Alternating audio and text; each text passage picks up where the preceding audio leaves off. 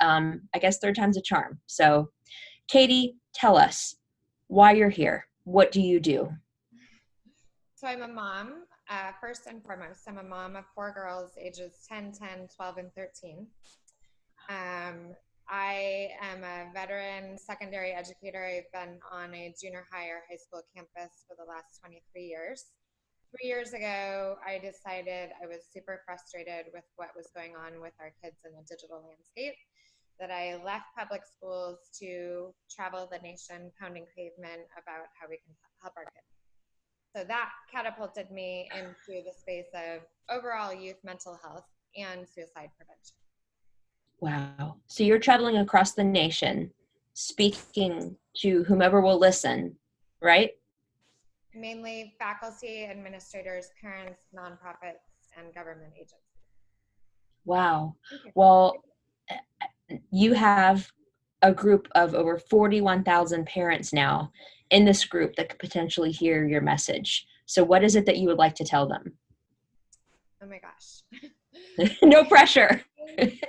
Please pay attention. Please monitor. Please supervise. The reason I left a career on a public school campus was because I think we're doing just a huge disservice to our kids by handing these things over and not recognizing the medium and the way that they use it. They have very underdeveloped brains. And so the signs of distress, the signs of true crisis are there. We are in a public health crisis. Our teen suicide rate has escalated over 33% in the last 3 years. Most states are facing what Arizona is facing, which is a true contagion and epidemic of youth suicide. I'm glad that you brought up that term contagion, because suicide has the tendency to beget copycat suicides. There are studies that show, true clusters. And I'm not a scientist, so I'm not going to even try to begin to describe the why. But it's unfortunate that one begets another, and shows like 13 Reasons just scared me so bad because of what that might do to glamorize suicide. I'm glad that it brought awareness to what's really going on in the lives of teenagers today, but in a no way, shape, or form should ever be glamorized. It's not a glamorous thing. You can't control the narrative after the fact. And so it's anyway, that's a diversion. Katey, oh gosh, there's so much here, and this is a really emotional topic, right? It's hard to stay like in your emotion-free box, but I'm going to try. How young are you seeing this? How young are children experiencing this? Age 5 to 11, we've seen a huge spike in ER visits. They did a national study through JAMA, J-A-M-A, Juvenile Association of Medical Professionals, I believe. Our ER visits for self-harm and attempts for 5 to 11-year-olds is also up 30%. When we look at the attempt rate and the completion rate, we have boys completing 4-to-1 over girls, but we also have girls attempting 4 times as much as boys. So there's no gender, no zip code that's discriminated against. In the state of Arizona, which is where I reside, it is the leading cause of death age 10 to 14, and the second leading cause of death 15 to 34.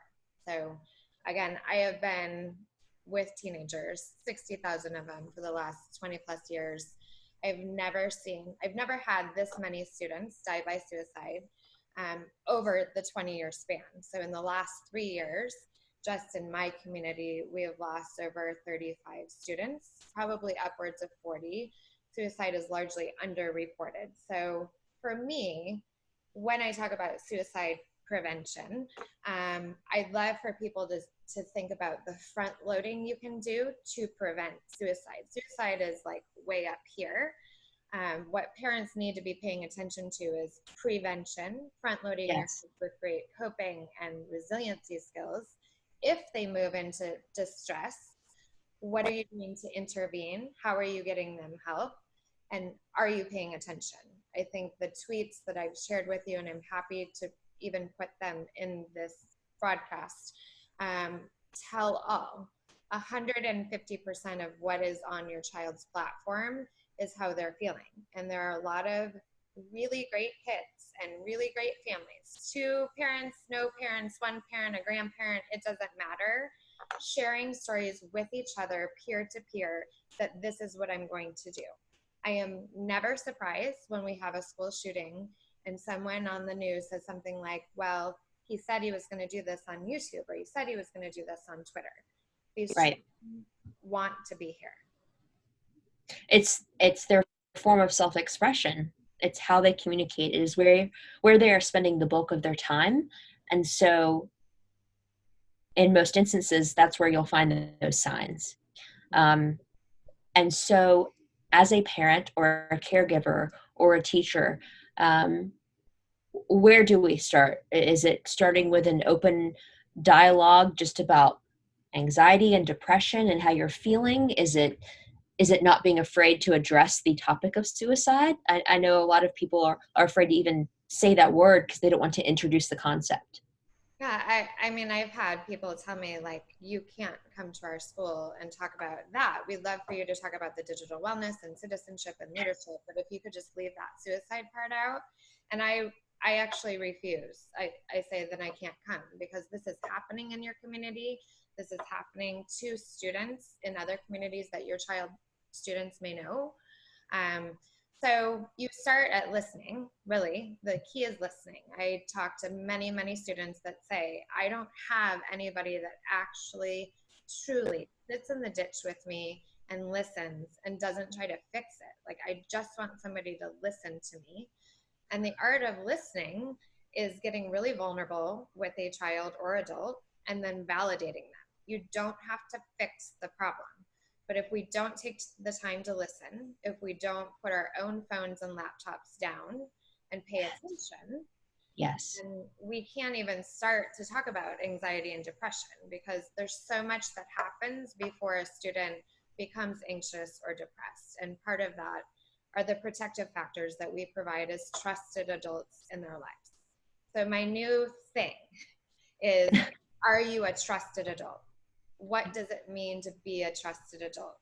If these kids would rather go to their 15-year-old peers and share with them, I'm going to kill myself, I'm cutting, I'm going to do X, Y, Z, then we have to really get clear as adults, why are they unwilling to come to us?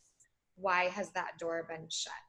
So above everything, I would say front load with well-being and wellness supports. Recognize when your student or child needs intervention. And if they move into crisis, you better be moving fast because most states and most cities do not have adequate crisis resources for the amount of children that are feeling this way. What are some ways that you can front load wellness? And even backing up from that, you mentioned that you need to listen and, was it affirm? Listen and get vulnerable first. vulnerable. You have Right. Get vulnerable. to go there with them and not dismiss, like, oh, you're just being dramatic. You're, Right. the mean girls, all that. Validate and get vulnerable. That's what happens in the ditch. When my girls come home and they're upset, it's getting vulnerable. Like, wow, this sounds really painful. And in my mind, I'm like, okay, so she pushed you off this way. Big deal, right? I have the long view. They have a very short view. So vulnerability plus validation equals true connection. So that's the art of true listening and true connection. I would also I'm sorry. Yeah.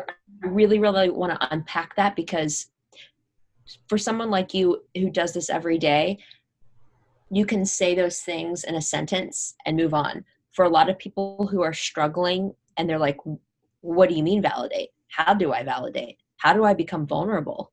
Can you even unpack that further and give some tips? Yeah, I would say the top 3. So all humans, doesn't matter if you're 40 or 8, have 3 needs. I want to be seen, I want to be loved, and I want to be heard. If you don't see, hear, or love me, I'm going to do something to get that attention. So if you don't have tools in your toolkit, if you can sit with a child and say, in those terms.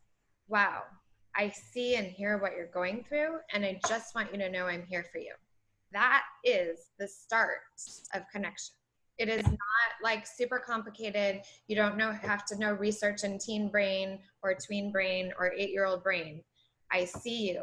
I hear you. I love you. What do you think you can do about this tomorrow at school with Chloe? Make them strategize. I'm a little older than you, but my parenting generation has been swooping in and fixing. Our children have a 4.2, but they cannot tie their shoe.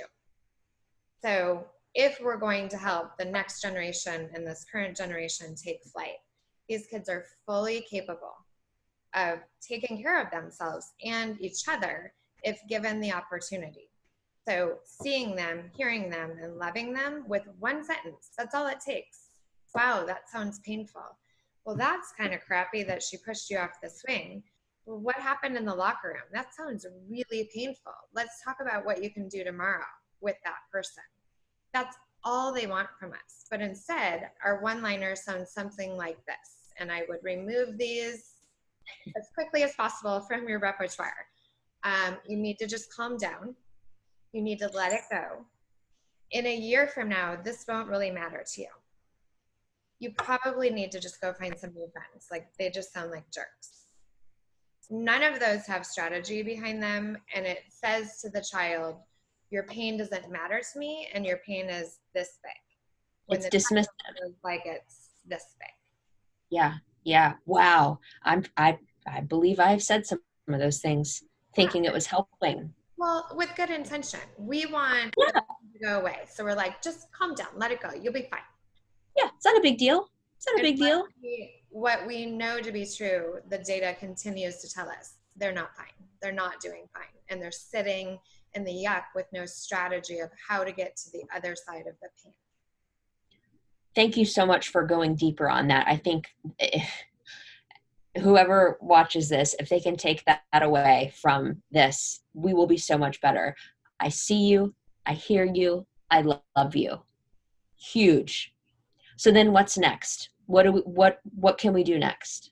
So I really think the role playing and the strategizing is your goals. Mm-hmm. Because if you affirm them and say, I see you, I hear you, I love you, now, tomorrow at school, what are 2 things you think you can do with this person?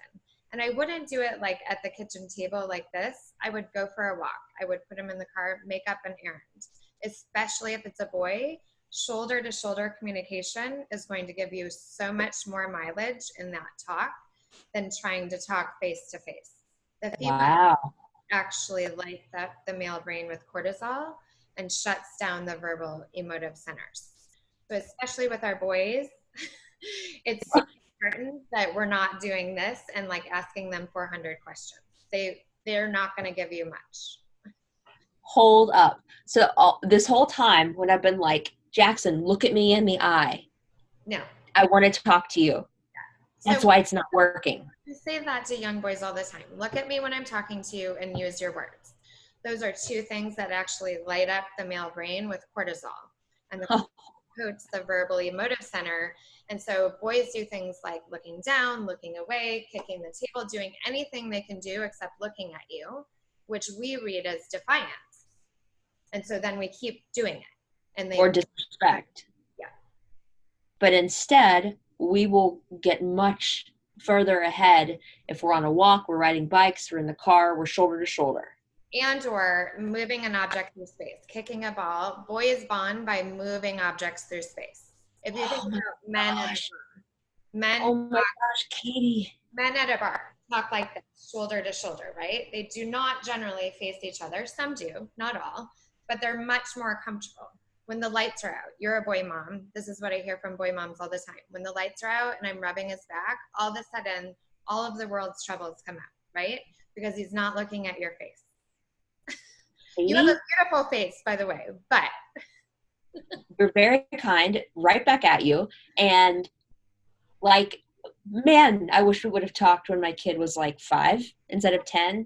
But it's never too late. It's never too late. It really, I spent 20 plus years in my office, like, come on, tell me what just happened. And I got all of those nonverbals that I didn't pick up on. And the nonverbal cue is, this brain isn't ready to have this conversation, lady. I need some time for my brain to calm down. If I would have known that and moved his body, and it happened after I had this training, I would make up an excuse like, let's go down to the dumpster and break down some boxes. I've got to break these boxes down. Halfway down the sidewalk, I got the entire story of why he slammed the kid into the wall. And it typically didn't have anything to do with the kid and had everything to do with, I got in a fight with my mom last night. My grandma's dying. I don't know what to do. It had very little to do with the kid that I threw into the wall. So wow. the talking, the moving the body, drinking water immediately dissipates the cortisol in the brain. So along the walk, I'm doing all the things I just outlined. I see you, I hear you, I love you. Let's take a walk.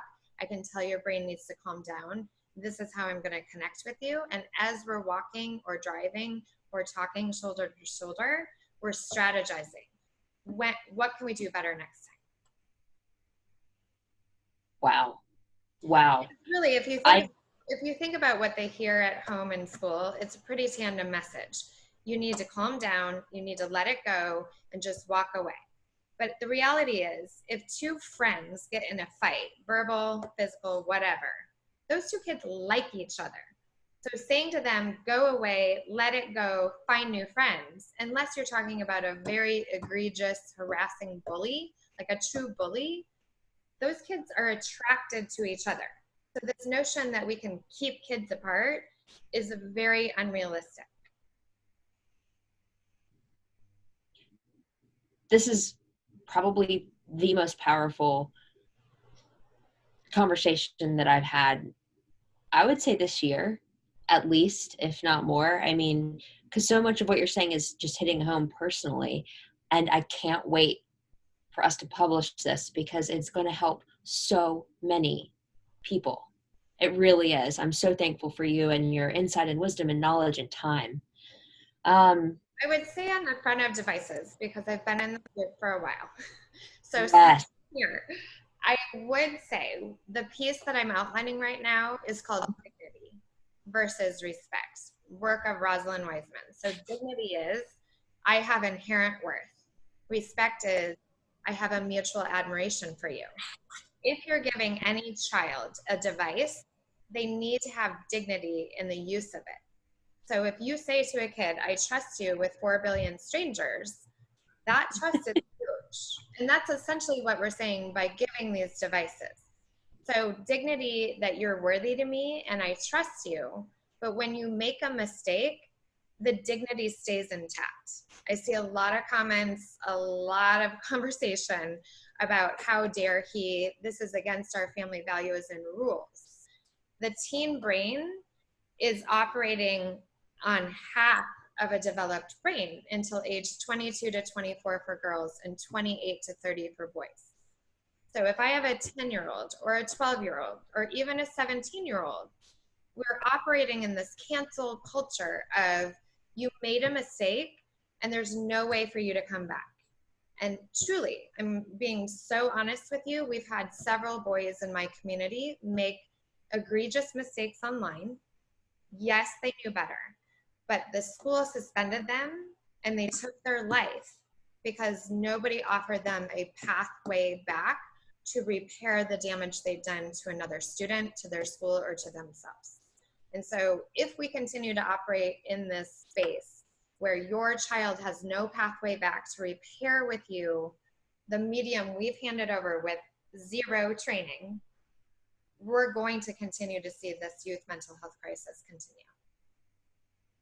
You know, I have spoken to a lot of people over the past 4 years about this issue.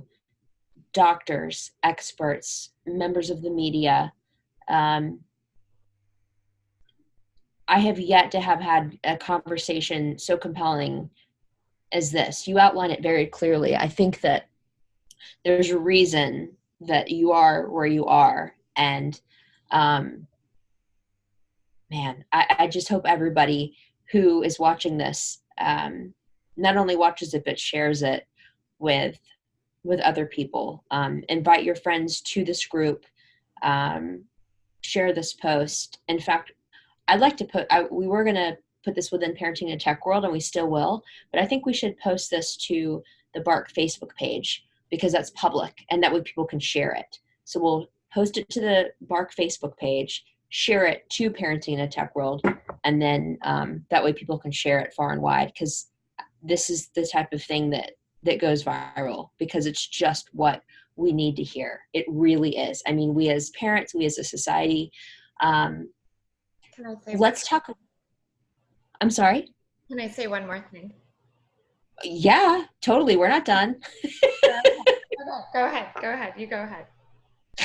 No, please go, say it. I feel such a sense of urgency about this. So I interviewed one of the parents who lost her son down the road. She's a lovely woman named Sheila, and she was so courageous to share with me. So her son was 17 in a rock band that toured the nation. So talented, such a talented musician. And I describe her as the typical dancing mom. So here, Ty, here's your phone. I trust you. You got bad grades. I'm taking your phone away. I'm so tired after work as a nurse. I'm giving your phone back.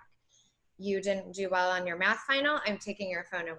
So we are all in America doing this dance, right? In the middle of the dance that you're doing, you're not only losing trust, but relationship with your kiddo.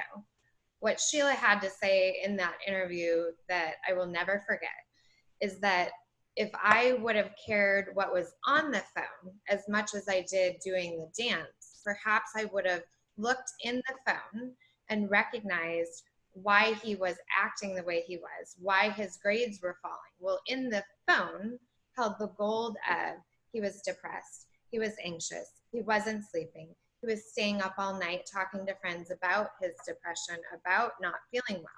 So she didn't look in the phone because Ty's a great kid with great grades. He's traveling the country. He's a beautiful child. So he was 17. She didn't think she needed to look at every text message. But I will tell you that Sheila's message to the world, and if I can share Ty with the world, that we've got to stop dancing. You've got to get a hold of yourself and recognize that if you continue to use a device as a pawn in your parenting game, you're going to lose some semblance of your child. I'm not saying you're going to have a child that's suicidal. I am saying that you've got to get clear about what this device means to your parent-child relationship. Wow. And I'm just going to be honest, I see a lot of people in the group dancing, lots of dancing going on, lots of shaming and lots of condemning. And for me, when someone shames me, it does not motivate me to change my behavior at all. It actually makes me want to do it more. Nailed it. Absolutely. Yeah, that's one thing that we really, really work hard to prevent is the negativity in the group. And I know it can crop up, but we are all just figuring this out. We are the first generation of parents that have ever had to deal with these things. And so just be kind. Just be kind. Some parents are going to give their kid a smartphone at the age of 8, and some parents are going to wait until their kids are 17. And we need to support both of those. Some parents are going to let their kids on Snapchat at 10, and some will not let them be on Snapchat until they get out of the house. We are going to support both sets of parents. What we're not going to do is berate or condemn. We can educate. We can say, hey, you might want to look at this, but we're not going to not be kind. That doesn't help anyone. So thank you for bringing that up. What do parents need to know? So they're being empathetic, they're being kind, they're validating, they're letting kids know that they are loved, they are heard, they are talking about the hard things. If they do decide to let their child have a device that can access the internet, what do they need to do? What do they need to know? They need to know that we know for 100% certainty that they're not ready for this medium. There are many adults that aren't ready for the medium. So knowing that fantastically horrible mistakes are going to happen under your roof and the roof of the school, and you actually want them to happen in those places so that we can guide and support and mentor them. So I think I posted, there are three types of digital parents. The restrictor, the enabler, and the mentor. So sometimes you're going to have to restrict, and sometimes you're going to have to let some things go. But what I would love is if we could be more of the mentor, that we are learning alongside of you. I am here with you, guiding you through this. And when you make a mistake, here's the path back to restore justice to another student, to restore our family values and the faith or whatever it is you believe in. And that I understand that you don't have a fully formed prefrontal cortex, and that this is an indication that maybe you're just not ready for this, or maybe we need to take a break. But that the device dancing, they are finding workarounds 24/7, and we would have too. That's right. You're absolutely right. I am so thankful that you brought that up. It is absolutely paramount that parents realize that their parenting style can really impact their child's success or lack thereof with the device. And so, you have a few choices. You can either just not let your kid have a phone or access a device, and chances are they'll find a workaround. So if you're the parent that's just like, no, that's okay. It's understandable, but it's not going to be 100% fail proof as they get older. The enabler, if you just give your kid a device and let them download whatever and turn a blind eye because you don't get tech or you don't have time or they're a good kid, you're in for a world of pain and surprise, because just like you said, like, good kids make bad choices. Their brain's not fully formed. Everybody makes mistakes. We're all human. And so that's, it's like letting them ride a bike without a helmet or drive a car without a seatbelt and car insurance. Not a good idea. And so that middle ground of doing it together, being a mentor, is key. Can you give us some examples of what that might look like?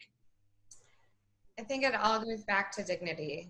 So sitting down and having some sort of family data contract. Here are the reasonable rules and boundaries around this device. As you age, we'll look at tweaking and deleting and modifying.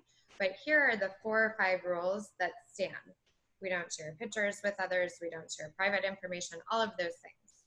Having a central charging station on your nightstand, not in the kitchen, not downstairs. They will go crawl to it for sure. That the central charging station serves for me 2 purposes. Number 1, my children are getting great sleep, and sleep is a key indicator under self-harm, anxiety, depression, and suicide.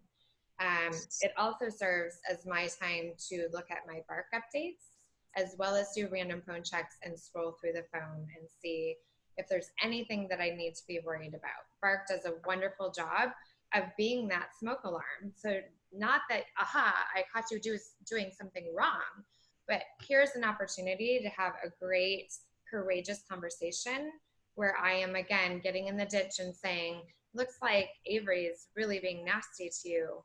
Tell me more about this. And shutting your mouth and actually listening instead of trying to fix Avery. We have to look at other people's children as ours.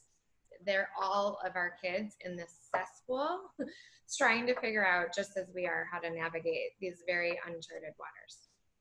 Wow, that is so compelling. I love what you said. Let's recap. Central charging station, using a monitoring service like Bark to alert you to the things that are buried deep within your child's phone that even spot checking won't surface.